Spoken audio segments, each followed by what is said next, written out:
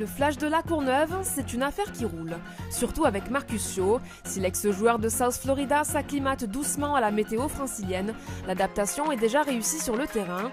Ce week-end, le Flash recevait les Dauphins et le running back a frappé d'entrée sur ce retour de punt, puisqu'il va tout simplement remonter 85 yards en toute décontraction et inscrire son premier touchdown de la rencontre. Début de match parfait pour le Flash qui mène déjà 12-0. Mais c'était sans compter le sursaut d'orgueil du jeune Sullivan Silverio.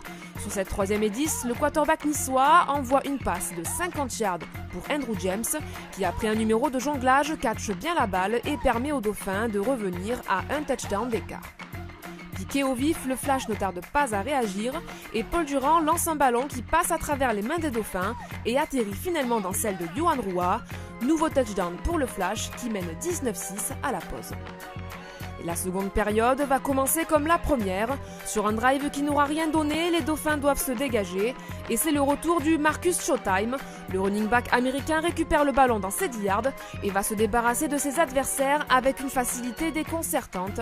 Mais cette fois, il sera bloqué sur les 47 yards du camp niçois.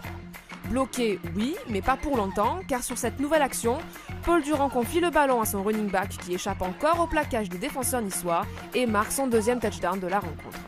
Une action dont les Dauphins ne se remettront pas et l'attaque de Paul Durand va dérouler tranquillement jusqu'à marquer un dernier touchdown et remporter ce match sur le score final de 32-6. Une rencontre dont le contenu a séduit Patrick Cark, head coach de La Courneuve.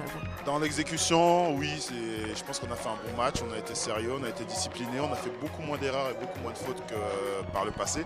Maintenant, il faut dire que l'opposition était quand même relativement faible, ils sont montés avec pas mal d'absents, je pense qu'il y a pas mal de joueurs qui ne se sont pas déplacés. Donc ça s'est vu sur le terrain, mais c'est quand même très encourageant pour l'équipe parce que je pense qu'on a fait vraiment du bon boulot. Dans les autres rencontres de la soirée, les Templiers recevaient les Black Panthers, un match complètement fou où les deux équipes vont se livrer un véritable chassé-croisé. Alors que les Templiers sont menés 6-14, ils vont réagir dès le kick-off par l'intermédiaire de Jérémy Larocque. Le receveur d'Elancourt va remonter tout le terrain pour finir dans la end zone, touchdown Templiers. Mais à la mi-temps, ce sont bien les Black Panthers qui vont repartir avec l'avantage au score grâce à cette passe catchée par Milton Knox qui permet à Thonon de mener 19-21 à la pause. En seconde période, c'est bis repetita et les deux équipes vont faire durer le suspense jusqu'au bout. Alors que les Templiers pensent avoir tué le match en inscrivant 2 touchdowns d'affilée, il reste encore 1 minute à Billy Green pour tenter de ramener une victoire à son équipe. 1 minute suffisante pour tenter de trouver de nouveau Milton Knox. Ballon catché et touchdown sur le fil pour les Black Panthers qui remportent ce match 42-39. Dans les autres matchs de la troisième journée, les Cougars confirment leur bonne forme en s'imposant à Nîmes avec un très bon Tanner Price, auteur de 284 yards, 3 touchdowns pour 2 interceptions et 1 touchdown à la course.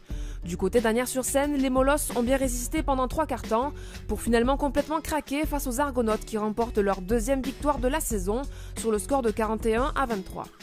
Des Argonautes qui conservent donc leur première place au classement, mais qui comptent encore un match de retard. Les Cougars sont en embuscade, suivis de près par les Black Panthers et le Flash.